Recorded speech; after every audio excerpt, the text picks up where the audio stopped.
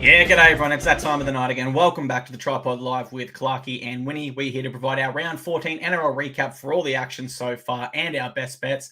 Let me welcome in the TryPod founder, Jacob Wynn, to say g'day and recap how our best bets have gone so far, man. How are you?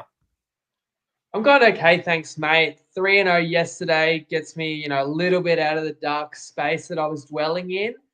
So that did make us 3-1 so far this round. We know that there is a game tomorrow. It promises to be a really big one, and it's important for my bets too. The best bet, the fifth best bet, and the mixed matchup will come down to this. But Sunday's our regular time slot, and we wanted to give you guys as much time to find this pod and get around it. So we're just going to talk about the 6 games we have seen so far. Spot on, mate. Let's rip in. Let's go straight to game 1 Friday night. The Dragons absolutely flogged the Tigers 56-14. I tipped the Tigers at the line, so I did get this one wrong. And for what it's worth, I thought it was a real no-show by the Tigers, particularly in that second half. And what makes it more disappointing is the side did get away in the coaching stuff, and they tried to hit the reset button last week during the bye round, and it hasn't worked. Arguably, they've come back worse. Now, for me personally, I don't know where the Tigers go from here. It's their inability to put together 2 halves that makes me cautious of any bet on them moving forward that isn't a first half line. I think that's the only way we can look at the Tigers now from a betting perspective and from a footy perspective. Certainly, they have to open up to be the wooden spoon favourite. It was a really bad showing. Meanwhile, for the Dragons, mate, 2 wins in a row. And this is the consistency we wanted to see from them. They had a great win last week against Penrith, who are a strong side, and then they put a weaker side and the Tigers to the sword. So brilliant there by the Dragons. Great stuff. Really excited to see them versus Manly next week, mate. How did you see that one? Yeah, so the Tigers have lost, 8 or 9 in a row. They were also my best bet.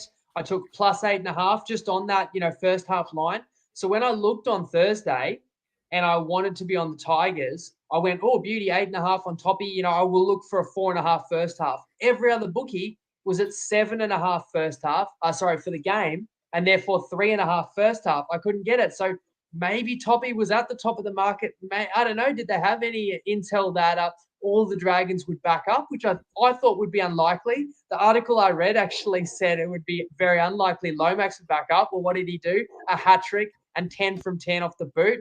But no one player makes a difference here. I could say, well, look, I picked an underdog that was leading at halftime, that was leading 10-0, but really outside of the first 15, 20 minutes where the Tigers looked all right, looked positive, opened up the Dragons a couple of times, and I was a bit annoyed the fact that the Tigers made some errors when they could have actually piled more pressure. Twice, the Tigers early in attack when they were still up 10-0, dropped the ball in the play the ball or dropped it picking up from dummy half. But the Dragons responded, and there was a controversial moment just before halftime, which doesn't end up having bearing on the result, but it would have for like a halftime line. The Kyle Flanagan put down. I didn't like it because I was cheering Tigers, but I thought it was going to be given a try. So I actually thought it was a big reprieve for the West to not for that to be disallowed. And then the Tigers got a penalty, and Seyfarth actually scores before the half. So we're sitting in a great position, aren't we? But as we're accustomed to this year, these games are just violently swinging. Now, when you lose a second half, let me get the math right, 42-0, 44-0, a lot of things are going wrong, but specifically with at about the 50-minute mark, when it's 18-14 and you're thinking it's a decent contest, there's a sin bin. Look, fair sin bin. Tigers are caught kind of napping, take out a player, chasing a ball behind. During that sin bin period of 10 minutes, I knew the game would be decided right there. The Tigers did not complete a set. And one moment where they caught the ball and then leapt out of bounds, and the New Zealand winger, Ale Marlow, thought he did the right thing. You had 2 other drop ball on first tackle, and I feel like errors when you're down a man are like worth double or triple as bad as much as they hurt you. And yes, in fact, it was triple trouble. The Tigers conceded 3 tries in that period of time, along with a penalty, which was 20-0. It was over then. And boy, did the Tigers give up. And among the reasons I backed West was coming off the bye, thought that they could give a good show of themselves. And I talked about the Dragons being inconsistent, but that was so well publicised. They were so determined, St. George, to not be inconsistent, to back up the great performance from last week. So the Dragons were keyed in. Look, all the Origin players backing up 2 days after. It wasn't ideal for us, but that was the risk I took. And the reason I will really criticise myself and say that that's a bad pick on Wes is while I've noticed the effort's been there in a lot of games, I was really impressed by going up to Townsville in an awful spot and fighting.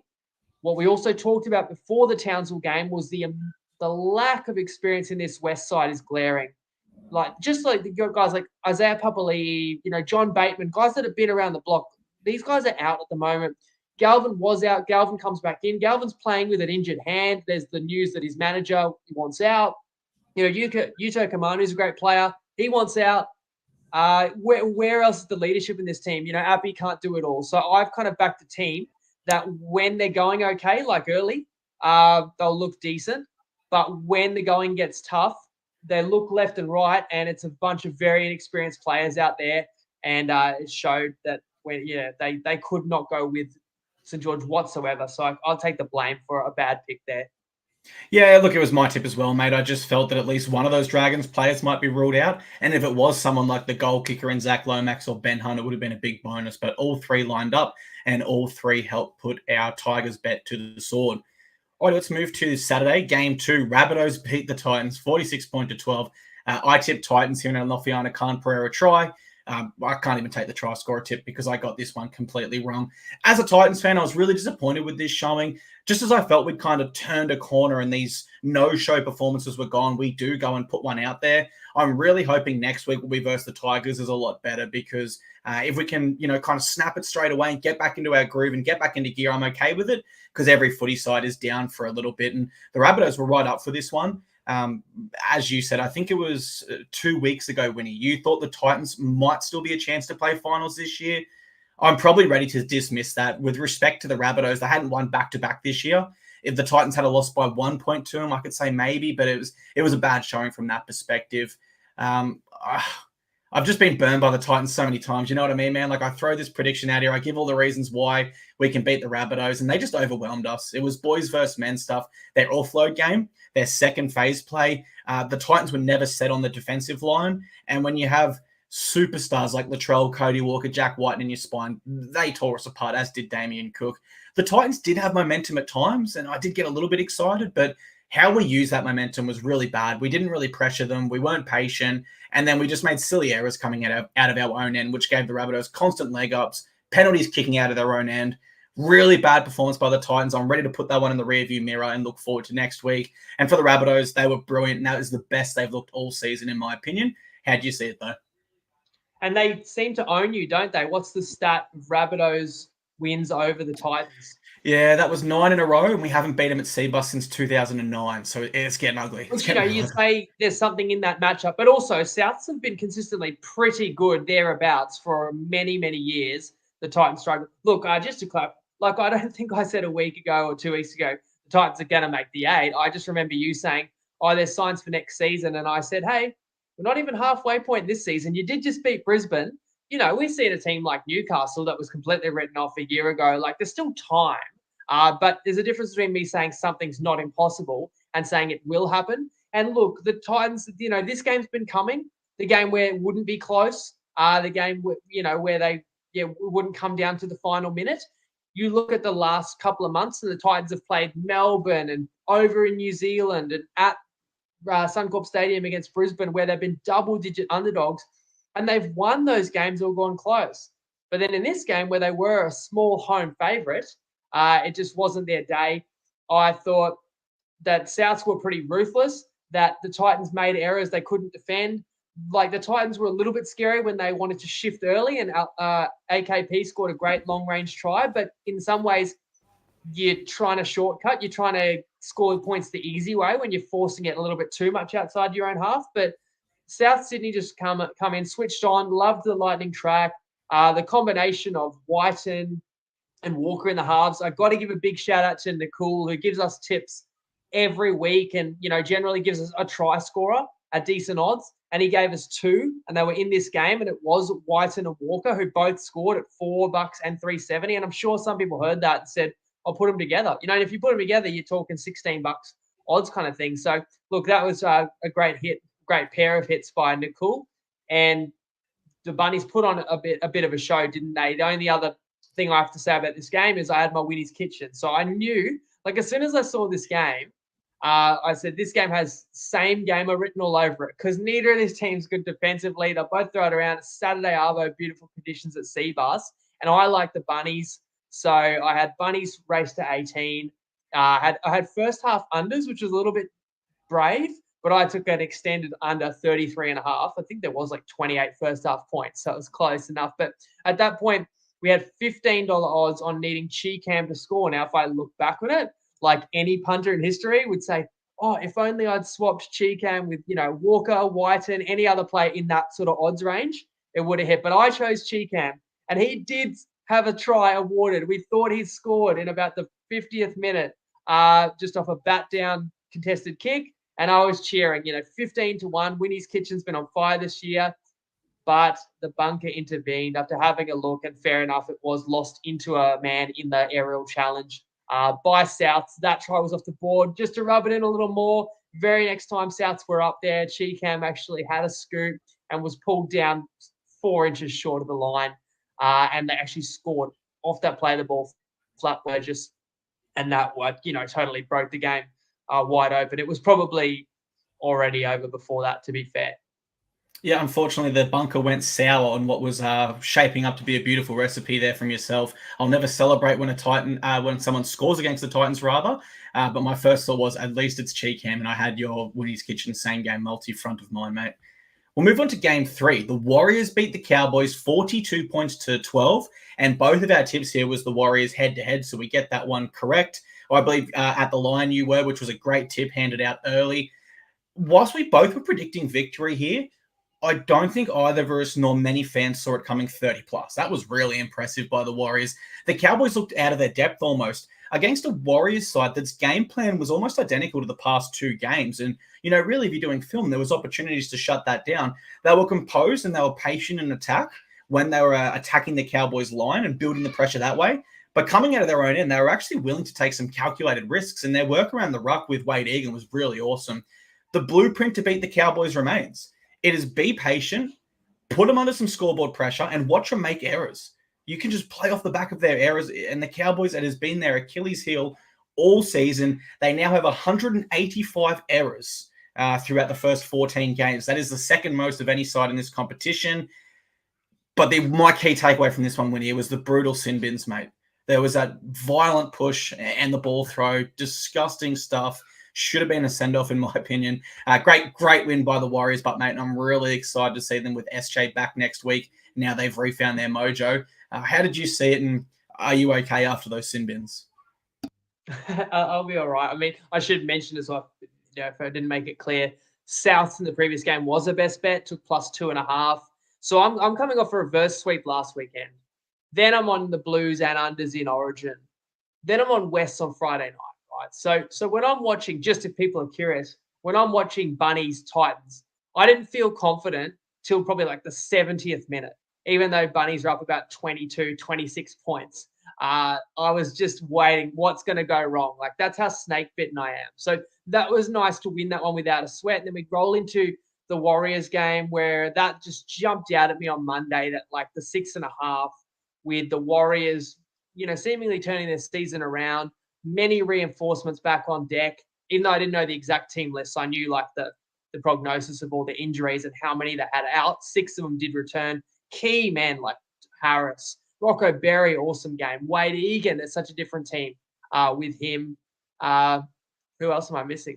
Oh, yeah, Capo and Harris off the bench. Who wasn't off injury, but yeah, that's right, Capo too. But like Fanua Blake especially, who had I think the second try in this game and showed the way that the Warriors were going to play. So anyway, I took the 6.5. In the end, 4 of the 6 Cowboys backed up. All the ones that were available were able-bodied did, because I believe they said Taulungi's got a bit of a sore shoulder, Robson a bit of a neck complaint, right? So this was an important game for both sides. Peyton played the strongest team he could, but it once again just went to show that there is something off about North Queensland this year. And just when you thought they'd turned it around, and the Cowboys came in off 3 straight wins, and their best of the season was against the Roosters on Sunday, which, to be fair, if when you stand back, it's easy to say this afterwards, but I did have Warriors as a best bet. So like the Cowboys are probably a pretty tired team when you consider they're yet to have a bye. I believe they're the only team in the comp that hasn't even had one bye. Some have had two.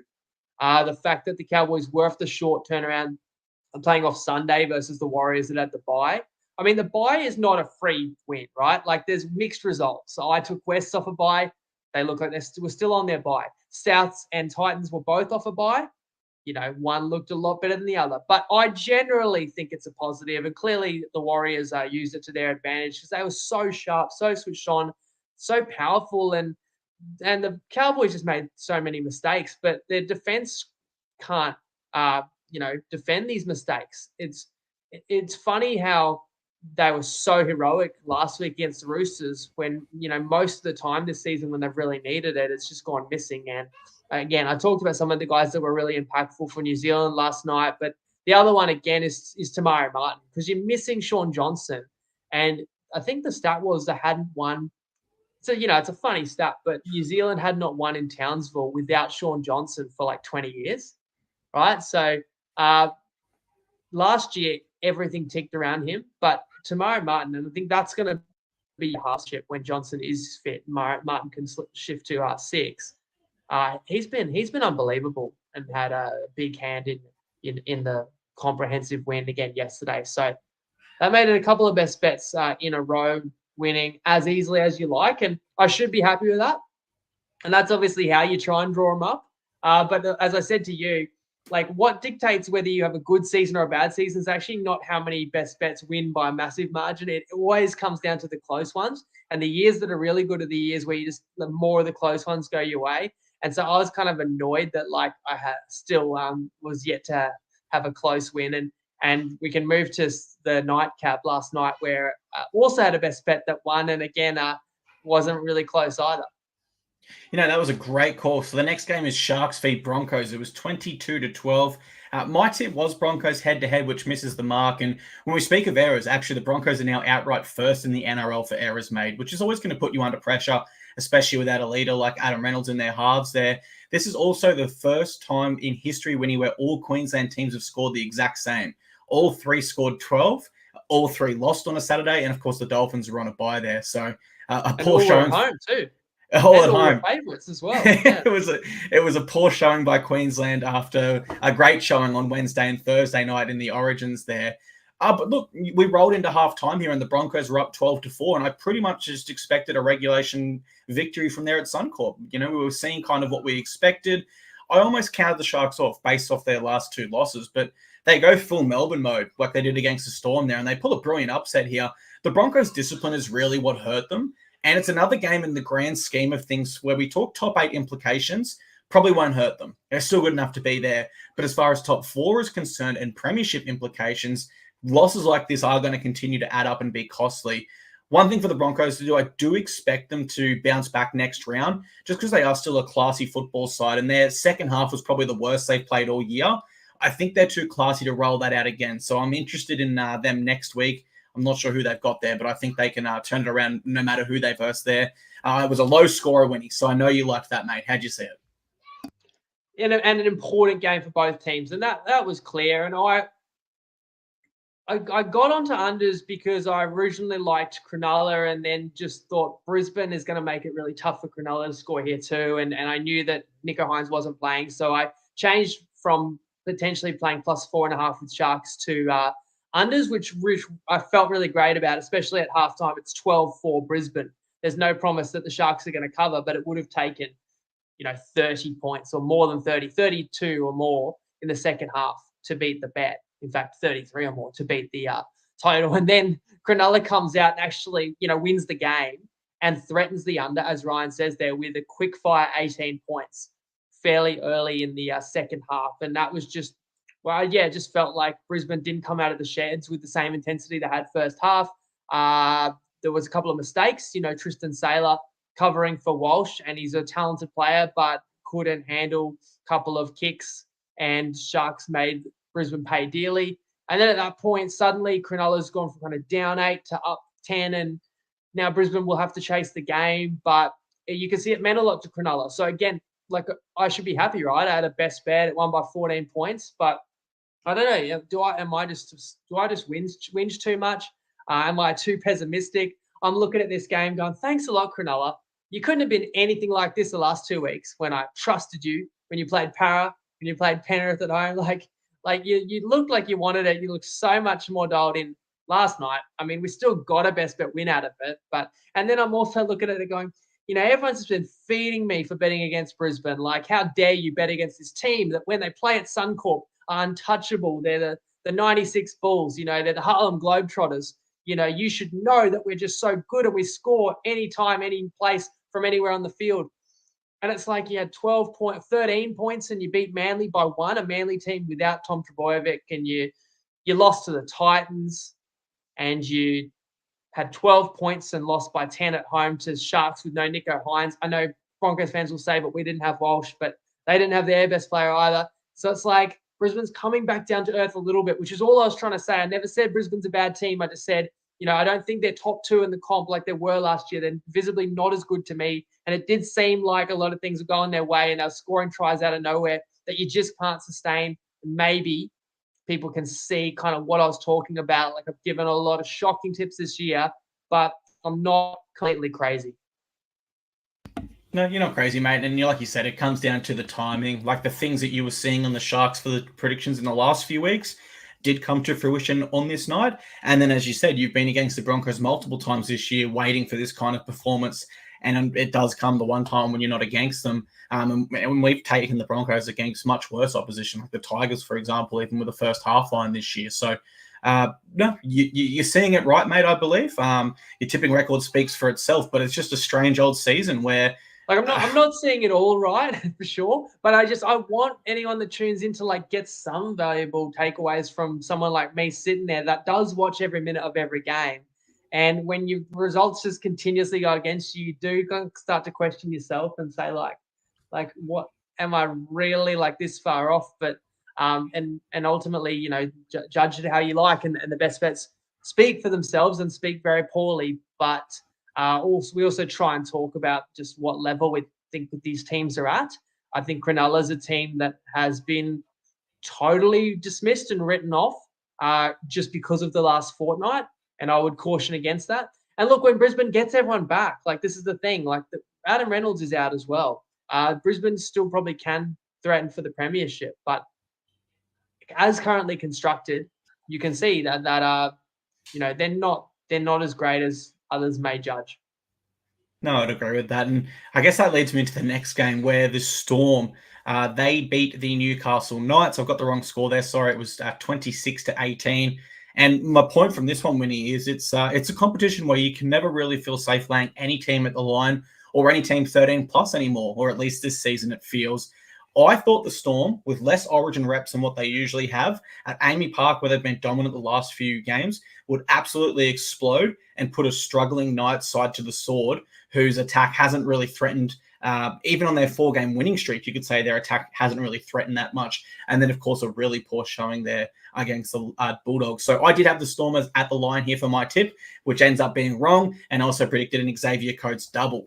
That's also wrong. He only crossed for 1 try there.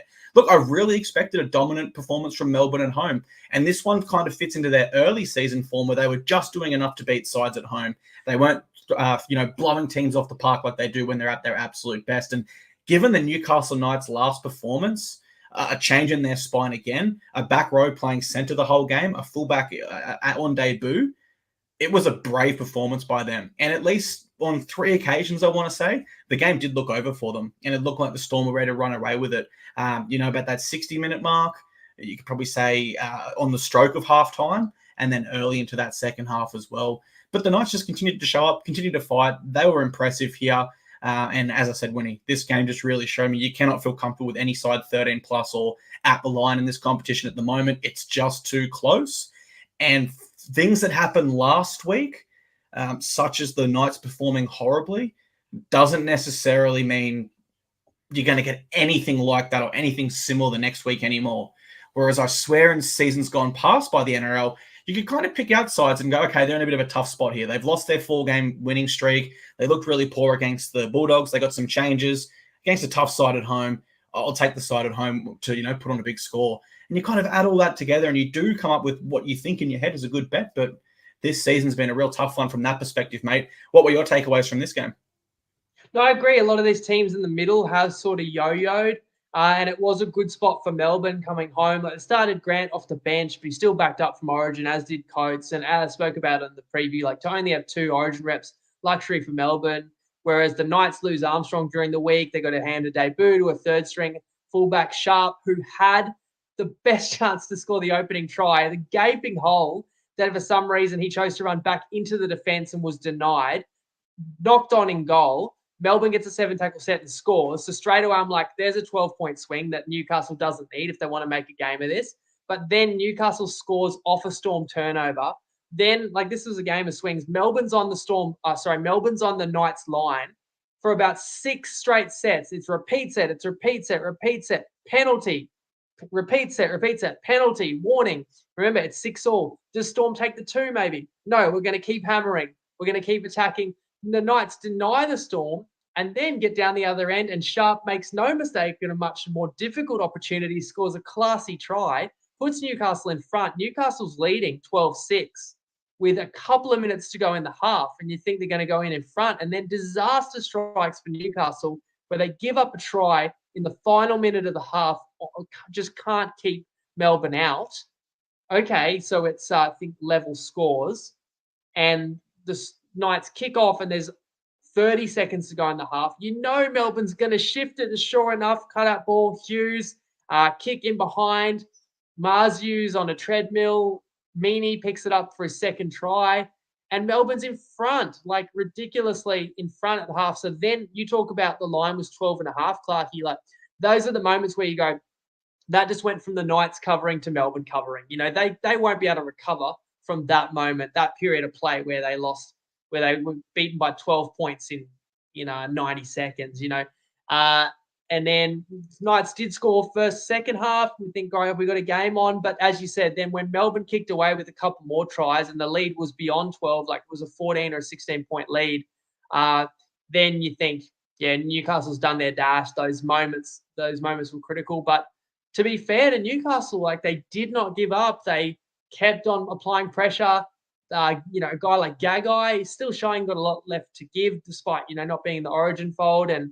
And the Knights actually get in a situation where they've scored a try and kick a sideline conversion to cut the lead to 6, and had like a little chance. In fact, had a set that got all the way to the Storm 20 and a bomb that was contested on the try line. Anything could happen. It ended up being knock on against Knights, and Melbourne clings on by 8 points. But a great fight by Newcastle for sure.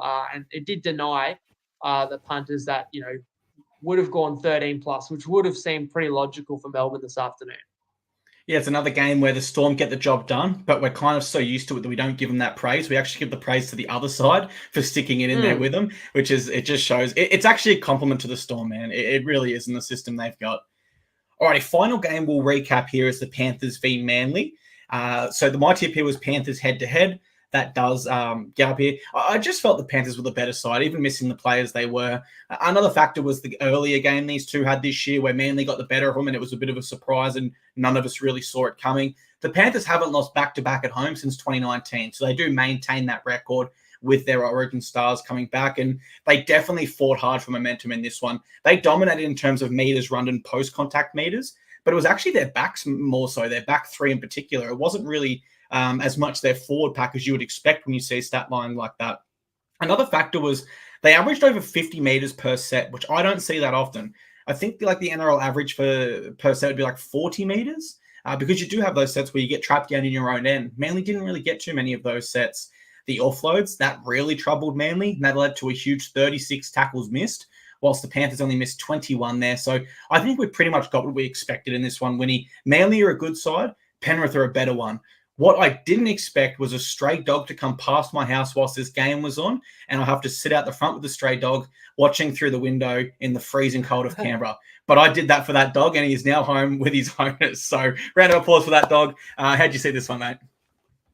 Not to rub it in, but geez, the weather's beautiful up here this time of year. Like, it was a beautiful sunny day up here, and you're saying it's freezing cold. Like, it was awesome being outside today. This game had its swings as well. I mean, at one stage, it was 3 tries to 1, Manly's favour. All 3 tries by the man, as you say, kills it on and off the field, Tommy Talau. added a fourth in the second half as well. So it's not often you score 4 tries and your team is on the wrong side of the ledger. However, as I said, I said 3 tries to 1, but let's be clear, it was only 12-4. Garrick could not kick a goal until the final try, and by then it was probably too little too late, whereas Alamotti actually did slot a couple from the sideline. The Panthers a chance to respond after such a disappointing home loss. Martin has an injury, which is, going to make him questionable even for Origin 2. Edwards, you knew would be super long odds to play. The other reps did back up. Luai had a really strong game again. I still think maybe New South Wales has got to move in a different direction. For Manly, all their Origin players did also back up. However, Olukwatu had to leave the field with a calf strain. And after Manly did have that early lead, Penrith closed the first half with To'o completing his hat trick as well before halftime, and then it was Penrith finishing stronger in the second half, just like I would have liked a week ago. Mate, you are too right. It's been a yo-yo season. Now, we would typically recap all games, guys, but we've got the Eels and Bulldogs game tomorrow. Winnie has a best bet on that one. I've got a tip as well. My tip is the Eels and Clint Gutherson to score. I just want to add this one because I didn't say it on the preview show. He also scored a hat-trick last year in the King's birthday, Winnie. It's his 200th NRL game this time. I like him to score. They nickname him the King. What about the other super long shot omen that I sent you? You want to share that as well? Winnie's flicked through a same-game multi for Max King to score on the King's birthday, in with Clint Gutherson, who they call King Gutho as well. So we're going to have a bit of fun with that one. Just for everyone here, what was your tip? Or I know that market might have moved, but what was your tip? I know the market's like pretty much steady. Like I took the -1.5, but it was $1.82, and it was 2.5 in place. It seems to be -1.5 juice to the favorite or +2.5 juice to the underdog there. So the line is right around 2 where it remains. And, that's totally the difference to me, whether I can come back on Tuesday and say I had a good round or not. Like, that's the opportunity to go 4-1. We have the mixed matchup on the line. We only have 14 points on the board by Wes. I would have liked it I would obviously like a second half try. I would have liked maybe not going 1 from 3 on conversions. But we're seeing plenty of teams not exceed 14 this weekend either. So at $3 odds, it's not a terrible spot, but it's not a great one either. We need the Bulldogs to be held under that. So there's plenty on the line for us, and I'd love to know what other people kind of like. Look, I honestly, my lean would be unders. Ryan, us, over unders. My thinking is obviously the Bulldogs' greatest strength is their defence. There's still no kick out, and it's such an important game for Parramatta. I don't think they'll give the Dogs anything easy. Like, I expect a really quality contest, but I do also anticipate that Parramatta can come up with one extra scoring play with their stars back on deck. That's how I see it anyway, and we'll give you that mini recap on Tuesday, because of course that will very much dictate kind of the lens at which I look back at round 15. 100%, mate. Go the Eels and go King Gutho. We'll be back on Tuesday, guys, at 5:30 p.m. to recap the King's birthday clash between the Eels and the Doggies, preview round 15, and then give you all of our best bets as we usually do. So from myself, thank you very much for being here with us here, guys, and we look forward to seeing you on the next preview. Thank you very much, and over to you, Winnie, to farewell the show. Yeah, no public holiday for Queenslanders. You thought maybe we should have probably put a public holiday out for grabs with Origin 1 or something, maybe if Queensland wins, we get the New South Wales one. But no such luck. So you have a good week at work for my fellow Queenslanders, but everyone else south of the border, enjoy the rest of your long weekend. Enjoy the footy tomorrow, and Lego.